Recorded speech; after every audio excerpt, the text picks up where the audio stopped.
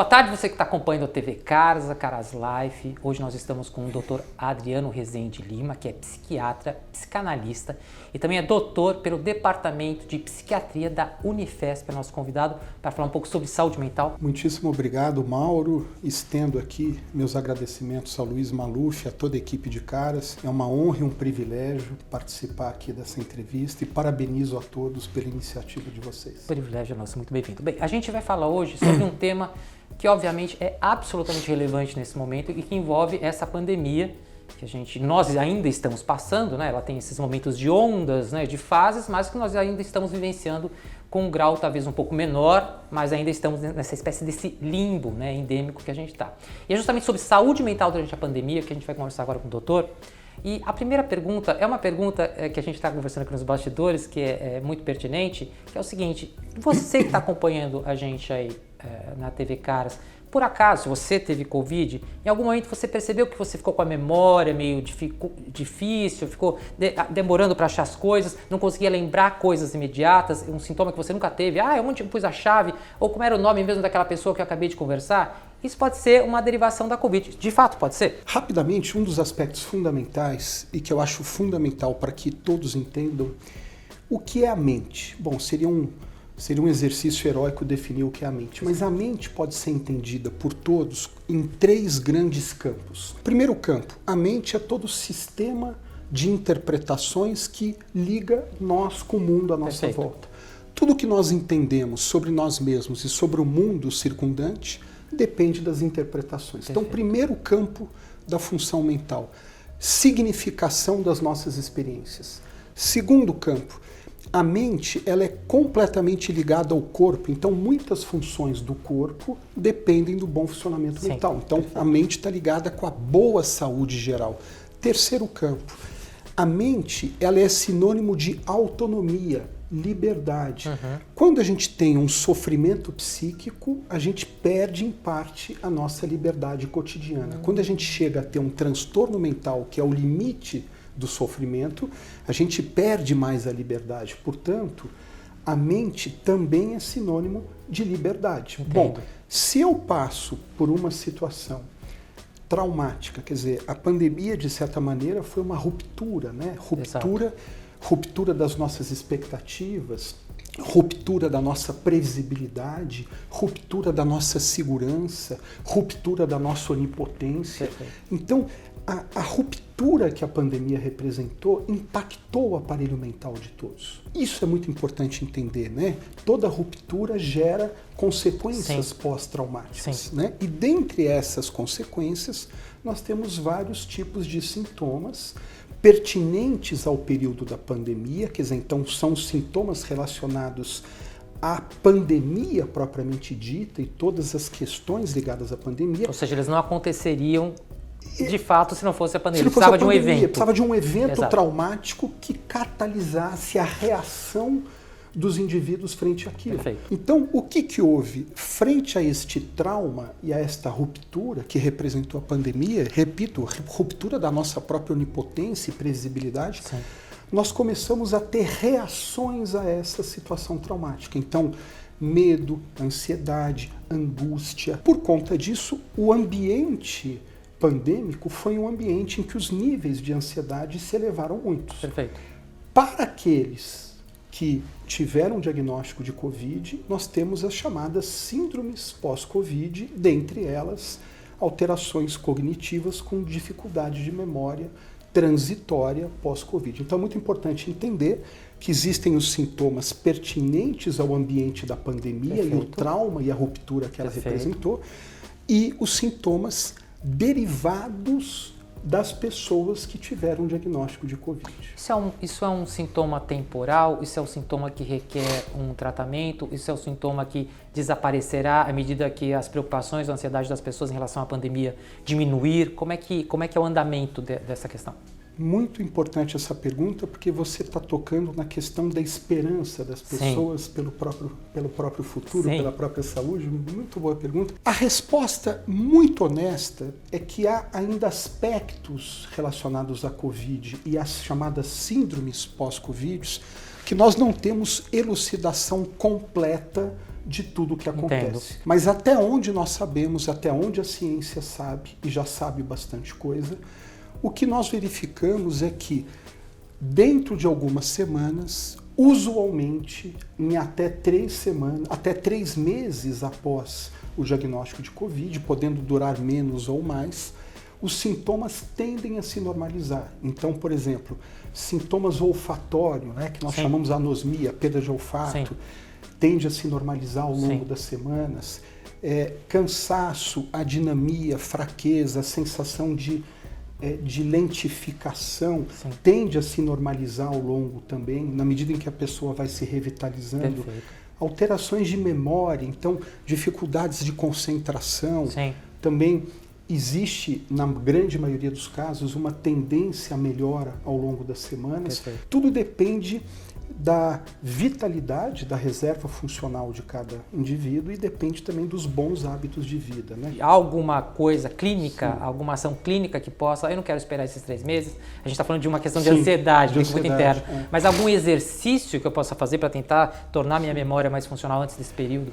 É muito importante o seguinte, existem as chamadas higiene do comportamento, medidas comportamentais que melhoram muito a chamada higiene comportamental. Perfeito. Então, pessoas que praticam atividade física com regularidade, né, sem exagero, Sim. muito importante isso, sem exagero. Pessoas que têm bons hábitos de vida, então se conectam com pessoas interessantes. A conectividade social é muito importante, a gente esquece disso. Então, a gente manter vínculos sociais e saudáveis com pessoas que nos fazem bem. Nós podemos cuidar da nossa alimentação, da gente poder cuidar do nosso sono, da gente poder modular, na medida do possível, os estresses evitáveis, porque o estresse é o grande agente inflamatório e vilão da saúde hoje. Então, existem estresses evitáveis e os não evitáveis. Então, Tem exemplos de estresses evitáveis e não evitáveis? a gente sabe que muito da nossa ansiedade cotidiana não está apenas relacionado com os fatos da vida. Lembrar que os 3 grandes campos da saúde mental, um deles é o sistema de interpretações, de significações. Então, muito da ansiedade tem a ver com as nossas fantasias perante a realidade. Quer dizer,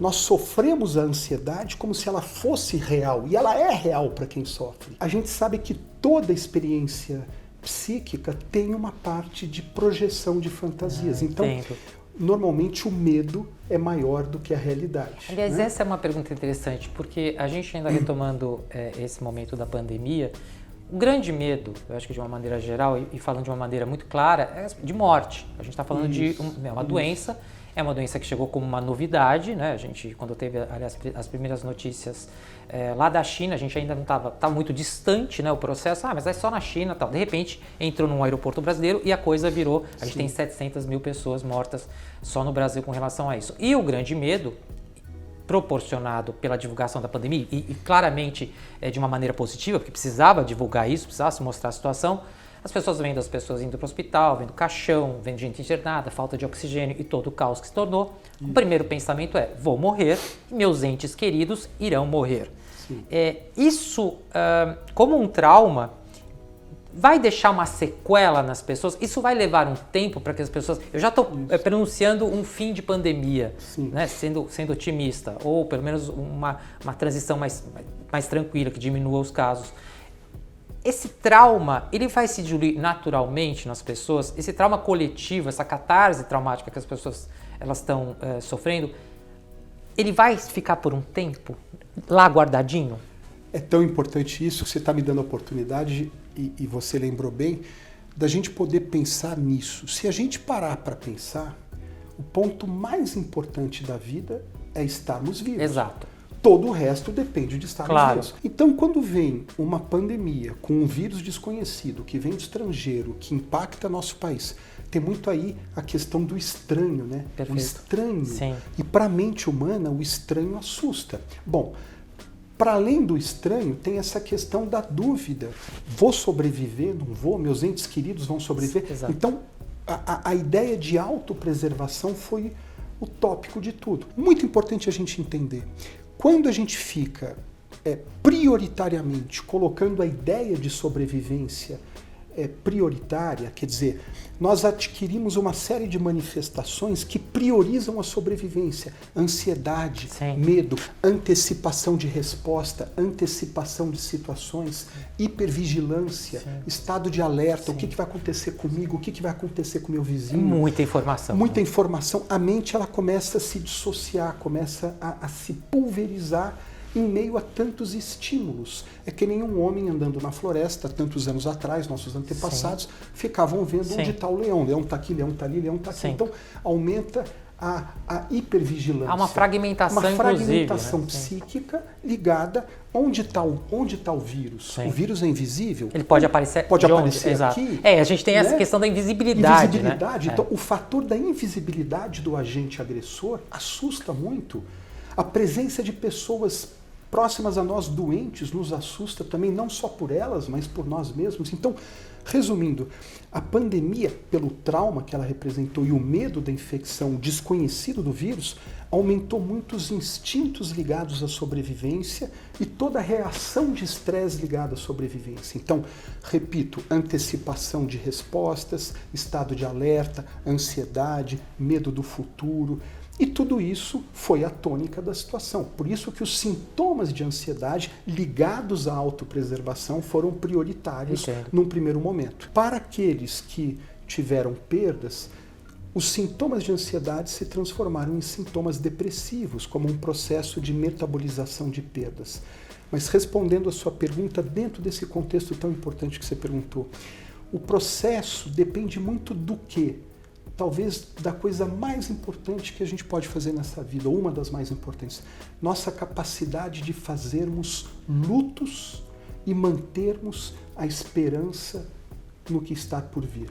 Então, não podemos mudar a realidade, não podemos modificar os fatos, mas nós podemos modificar a nossa interpretação pelo que aconteceu. Podemos ressignificar o evento traumático dentro de um olhar, se possível for, com otimismo perante o futuro, podendo entender que a vida continua, podendo entender que nós temos recursos que nos levam em frente. Sim. Então, a ideia da fé, para além de questões íntimas de fórum religioso ou espiritual, a gente precisa ter fé na vida, Entendo. fé na continuidade da vida. Então, a capacidade individual de fazermos luto, de aceitarmos o que foi perdido e de olharmos o que foi aprendido e que pode ser melhorado é o grande ponto desse processo. Caso haja, nesse sentido, algum agravamento mais sério dentro da capacidade individual de realizar lutos, Sim. as pessoas podem, nesses casos, buscar uma ajuda especializada. Tem um outro fator também interessante, nesse momento em que a gente está falando além do luto e de tanta informação, as pessoas, nesse isolamento, a gente teve a adoção do protocolo de home office, né, de muitas pessoas foram trabalhar em casa, então elas foram retiradas do seu ambiente de convívio profissional, então você tinha ali um ambiente coletivo, onde as pessoas tinham um cotidiano, de repente elas estavam ali à frente do seu computador o dia todo. E uma grande parte dessas pessoas, pelo fato de estar em casa, estar distante das pessoas, se comunicando e se conectando só pelo meio virtual, ela perdeu uma rotina, né? Então ela tinha ela até podia reclamar, não, eu não gosto de trabalhar o dia inteiro e tal, mas era o que ela estava acostumada. De repente ela se viu ali na frente do computador em casa, de pijama ou não, trabalhando e sem essa rotina comum. Essa ausência de rotina é um fator agravante também para esse distúrbio ou essa questão? E como é que essas pessoas que agora estão voltando a trabalhar em ambientes coletivos também gera uma ansiedade, porque você ficou ali 1 ou 2 anos, um determinado período, então tirou, a pessoa ficou ali reclusa e depois agora nós colocamos ela de volta. E a ansiedade, ela vai permeando essas mutabilidades, né? Como é que essa pessoa, qual o tipo de pensamento, qual o tipo de exercício, por qual caminho essa pessoa deve seguir para que essa readaptação ao mundo coletivo... Aí a gente está falando de questões de uso de máscara, tem várias questões que a gente se adaptou e agora a gente talvez, em algum prazo, tire a máscara e volte. Como é que a pessoa, o que essa pessoa tem que seguir e qual o norte que essa pessoa tem que ter para que essa readaptação ao que era normal antes volte na vida dela? É tão curioso porque a gente pode entender o aspecto paradoxal do isolamento social, a ambivalência do isolamento social. Vamos lá.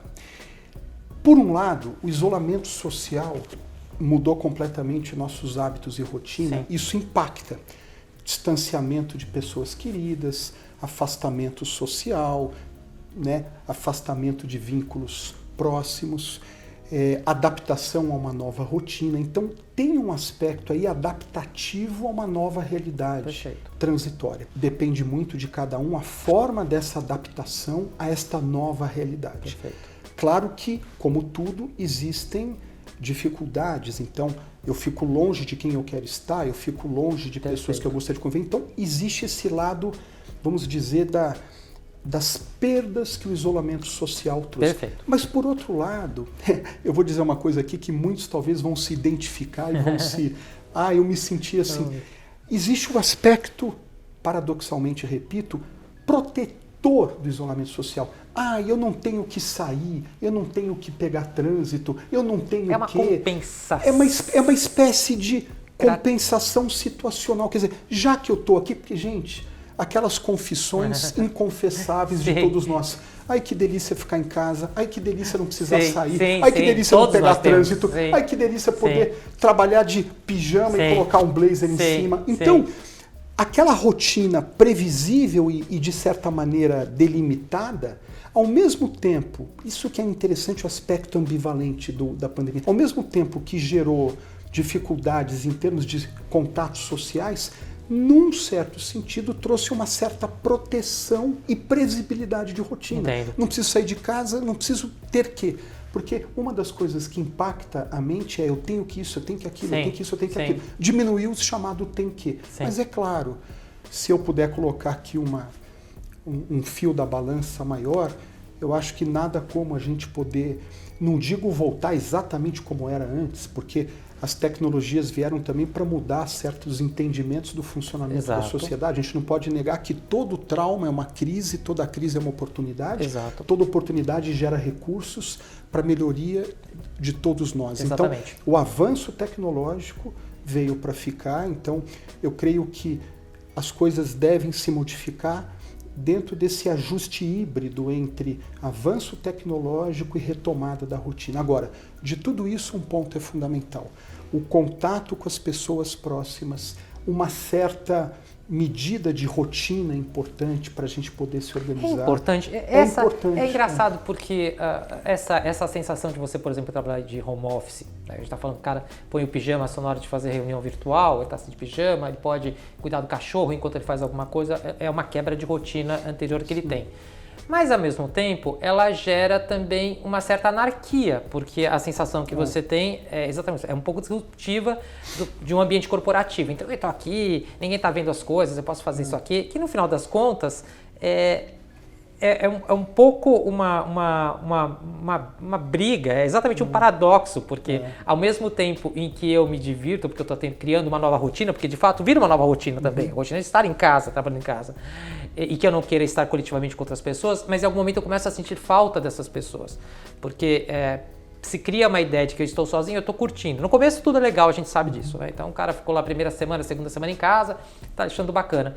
Mas conforme a convivência, as pessoas começam a sentir de fato essa sensação de coletividade real. Pode ser um caminho para a saúde mental das pessoas, esse tipo de trabalho fora do ambiente corporativo? Isso pode ser mais saudável? Ou é um modelo que talvez possa trazer uma consequência de descontrole ou de organização? É muito bacana isso, porque a gente pode pensar o seguinte, rapidamente. A mente, ela funciona muito bem nos equilíbrios. Se a gente tem ausência completa de rotina, desorganiza. É como você está num lugar que você tem um monte de estímulo para tudo quanto é lado, você não sabe para onde chegar. Digo isso por experiência própria. Você desorganiza completamente. Mas se a gente tem uma rotina muito restritiva, repressiva, monotonia e tédio. Exato. Então, a mente vai do polo da desorganização, de ausência de fronteiras, até uma vida muito restritiva, monótona e entediante. Exatamente. A gente tem que ter um meio do caminho. Então, se nós pensarmos, Mauro, e todos que estão nos ouvindo, todos nós temos o desejo de tirar a roupa do rei e sermos mais livres. Esse é o desejo mais vital do ser humano, a liberdade. Sim. Então, que delícia chegar em casa e ficar mais à vontade. Sim. Então, ambientes que possam nos deixar um pouco mais livres, menos protocolares, mais criativos, mais à vontade, sem perder o foco no trabalho e nas atividades. Basta ver empresas hoje, a gente vê no Vale do Silício, a gente vê no mundo inteiro, empresas que trabalham com ambientes mais informais. É interessante essa desprotocolização para poder ter mais criatividade e produtividade. Mas, repito, a ausência de rotina tira as fronteiras da estrada. Excesso de rotina prende e cria monotonia. Então, talvez a gente falando de um cenário mais ideal desse universo corporativo pós-pandemia é justamente isso, é você conseguir trabalhar em ambientes que coloquem um pouco do ambiente organizacional corporativo, mas que ele também remonte a um ambiente de conforto, a um ambiente em que você possa ter pequenas liberdades. Quer dizer, a gente não vai ter uma grande liberdade, porque a liberdade dentro de um ambiente corporativo ela é controlada. Claro. Mas você pode carregar em alguns momentos. A gente tem que se permitir, como tem que se permitir na vida, além do trabalho, ter pequenos prazeres, porque a gente precisa de um sentido que justifique o trabalho diário. Esse é o elemento. No fundo, a gente está sempre buscando a melhor equação, o melhor equilíbrio entre a produtividade, quer dizer, a entrega do que nós temos que entregar, então o aspecto performático da vida, mas a gente não vive apenas para entregar, Perfeito. A gente vive para viver. Então é o aspecto existencial da vida, quer dizer, a boa mistura entre o ser Perfeito. E o fazer Perfeito. É, vamos dizer, o suprassumo. Então, eu consigo entregar, produzir, ajudar a sociedade à minha volta, cada um na sua área. Então, eu produzo para melhorar a sociedade à minha volta, mas eu produzo existindo. Eu não deixei de existir ao produzir. Então, nada melhor do que eu produzir tentando manter ambientes que me façam existir de maneira mais à vontade livre. Um exemplo rápido, consultório psiquiátrico, psicanalítico, a gente tenta criar ambientes mais caseiros, para a pessoa chegar, se sentir num ambiente mais casa. Então, a ambiência é muito importante, né? Quer dizer, a ambiência no sentido de que a gente está à vontade naquele lugar para poder produzir, mas sem deixar de existir. É a razão, por exemplo,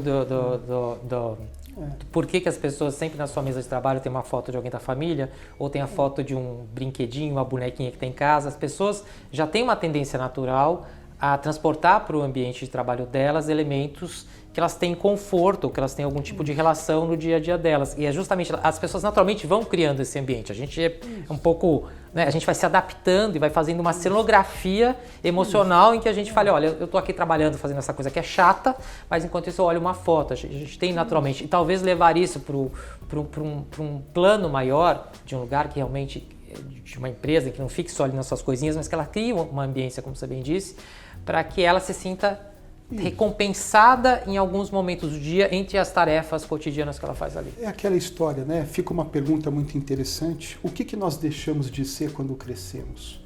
Nós temos saudades do quê? E eu posso dizer que acho que todos nós, de alguma maneira, temos saudades da liberdade lúdica Exato. Da infância.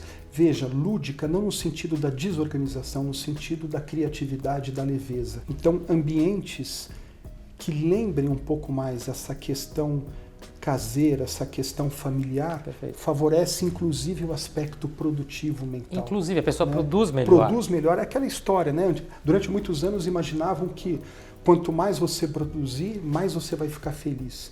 Aí começaram a descobrir que é o inverso, né? Quanto mais feliz você tiver, mais você produz. É verdade. Olha, vou fazer mais uma pergunta, que acho que é uma pergunta muito importante aqui para o doutor, que é o seguinte: a gente estava falando aqui de ansiedade durante a pandemia, estresse, ansiedade, esses fatores que acometeram um número gigantesco de pessoas mundo afora. A gente está falando de uma pandemia global, não é uma questão só do Brasil, a gente está falando de mundo. Então, a gente tem um universo de milhares, talvez bilhões de pessoas, o universo é muito grande, o planeta é muito grande, de pessoas que estão sentindo ansiedade, que estão sentindo estresse. Quando a gente conversa com essas pessoas, há ainda um tabu por parte dessas pessoas na hora de fazer um tratamento, na hora de procurar ajuda. Então, por exemplo, eu já ouvi isso.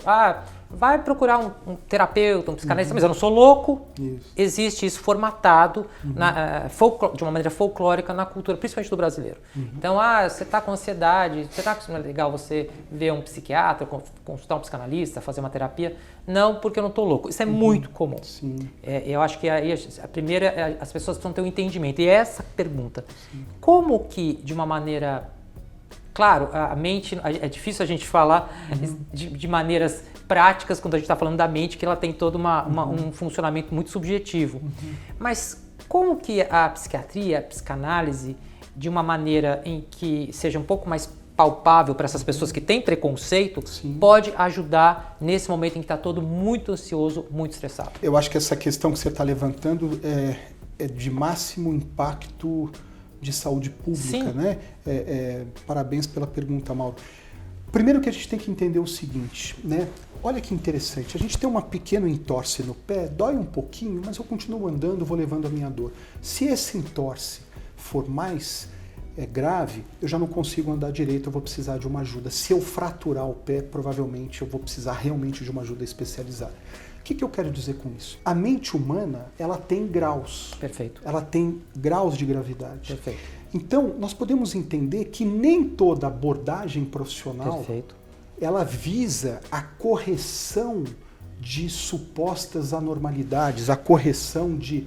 Em certas situações, sim. Quando as situações são mais graves, a gente tem que ter intervenções terapêuticas mais específicas, Perfeito, mais detalhadas, para melhorar o sofrimento dessas pessoas e favorecer a adaptação e o retorno delas à funcionalidade.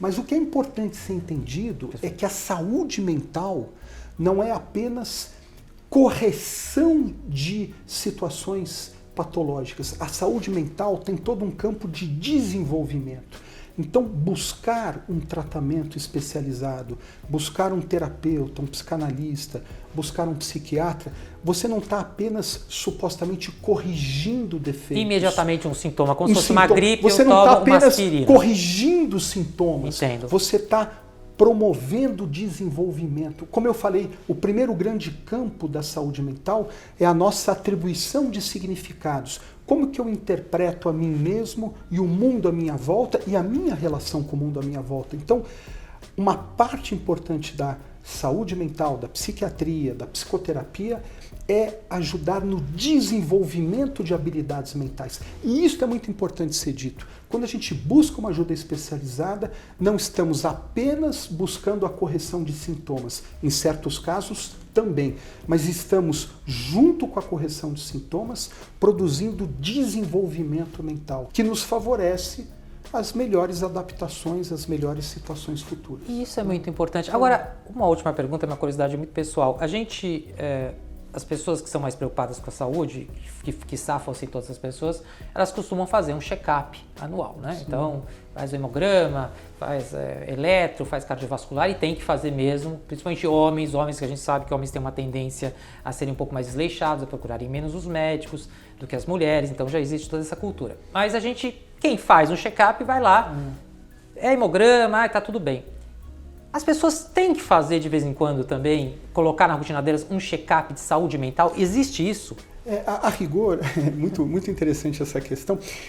Formalmente não existe um check-up de saúde mental específico. Não tem como escanear, né? E saber. Não existe Sim. Na verdade, as pessoas buscam alguma ajuda especializada em saúde mental, seja para melhorar um sofrimento, seja para buscar o próprio desenvolvimento, como eu estava explicando anteriormente. Perfeito. Eu penso que seria muito interessante, não como check-up, né, como a gente vê na clínica Sim. médica, muito importante, mas eu acho que seria muito importante as pessoas buscarem um terapeuta, um psicanalista, não estou dizendo psiquiatra, porque normalmente o psiquiatra envolve com questões mais graves, Entendo. sintomas mais graves, Entendo. etc. Tal, mas para conversar, para eventualmente verificar a possibilidade de fazer um trabalho terapêutico. Entendo. Volto a dizer, cuidar da saúde mental é um grande investimento. Porque tudo que nós fazemos, tudo que nós vivemos, o tempo todo, passa pela saúde mental. Exata essa a gente usa a saúde mental sempre em tudo quanto é lugar. Esse é o ponto. Eu acho que uma boa parte das pessoas, não só as pessoas que dizem que você só deve ir a um psiquiatra quando você está louco, né, ou ficam espantadas, mas imagina, é uma frescura e é um pensamento comum, mas tem uma boa parte dessas pessoas que não entende a importância que, se você não tiver uma saúde mental, exatamente o que você falou, é um vetor do resto, quer dizer, o cérebro, né, quer dizer, a gente está falando de um elemento que ele vai provocar reações no seu corpo inteiro. O seu corpo depende da saúde mental. Acho que é importante deixar isso claro. Exatamente, Mauro. Quanto mais você está organizado mentalmente, com saúde mental, né, o teu corpo agradece, a tua saúde geral agradece e você cuida daquele aspecto vital. Quanto mais saudável mentalmente, mais liberdade eu tenho, mais autonomia eu tenho. Então é muito importante entender a saúde mental como um instrumento de autonomia, porque eu consigo lidar melhor com as variáveis da vida, eu consigo regular melhor a minha própria saúde. Saúde mental está ligada com a saúde geral e está ligada com a nossa liberdade para viver. Exatamente. Então, investir em saúde mental é um investimento, né? Então, não tenha medo da sua mente,